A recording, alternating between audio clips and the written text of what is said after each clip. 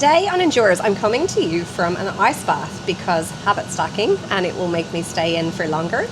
And I want to talk to you about the 5 traits of an endurance leader and how endurance leadership fits.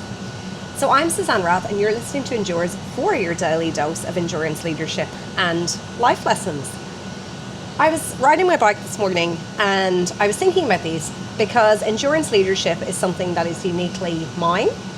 I have built it through translating the science, the strategy, the story of endurance sports, of business, of leadership, and of thriving through adversity, building resilience, and so on, so that other people can use those frameworks and tools to achieve their ultimate summits in business, leadership, life. And I wanted to distill today 5 top traits of an endurance leader. So number 1, vision. So Envision is the first step of Endures. Envision Peak is the first of my 9 catalysts. I regularly do keynotes on how connecting to vision helps us create sustainable high performance and a clear future. And vision is one of those words that sometimes people can think of as a little bit fluffy or feminine, or they think it's just going to hit them, like you're going to wake up one day and feel motivated.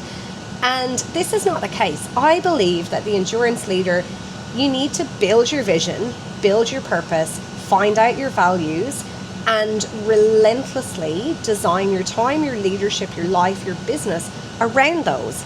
Does it mean that it's always easy? No, but it does mean that you have these anchors to come back to whenever you need to. So if we need to practice gratitude, we have things to anchor to.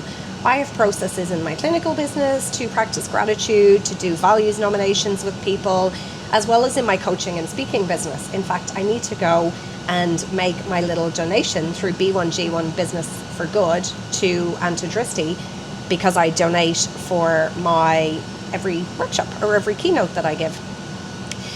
The second quality of an endurance leader is self-regulation.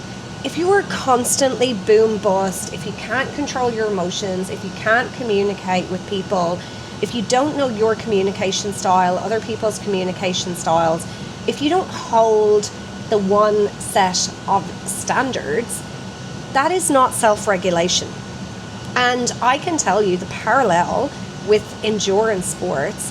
When you are in the middle of a marathon or a half marathon or an ultra marathon or a massive multi-day event, the capacity to let everything not fall apart and manage your emotions, be present, find the gratitude, communicate with the people around you if you've got crew, is essential. Number 3, endurance leaders don't constantly push forwards at the same pace, hustle, hustle, hustle, go, go, go. So just like athletes don't finish a marathon and go, right, well, I've got time to squeeze another one in, endurance leaders know when to change pace, when to push, when to pivot. So they have the capacity to drive, but they also use recovery, they refocus, and they reset.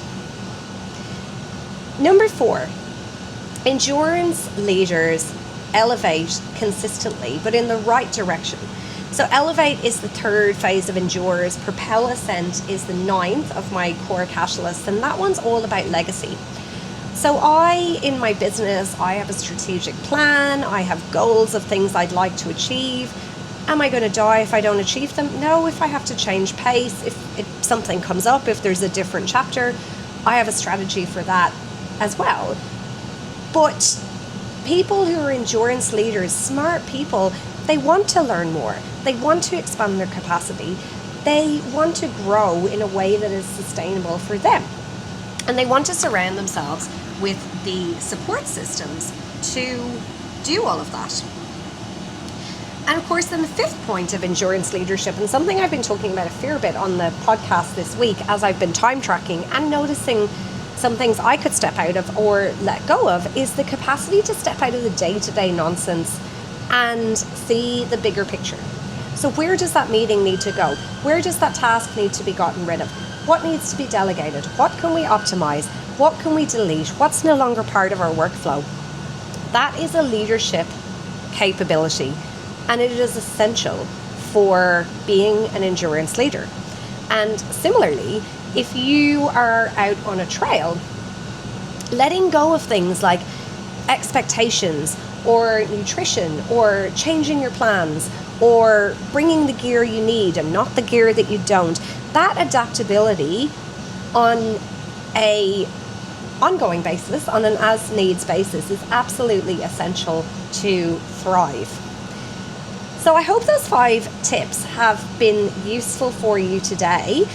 I'd love to hear if there's any of them that you resonate most with, and I look forward to seeing you tomorrow for more from Endures.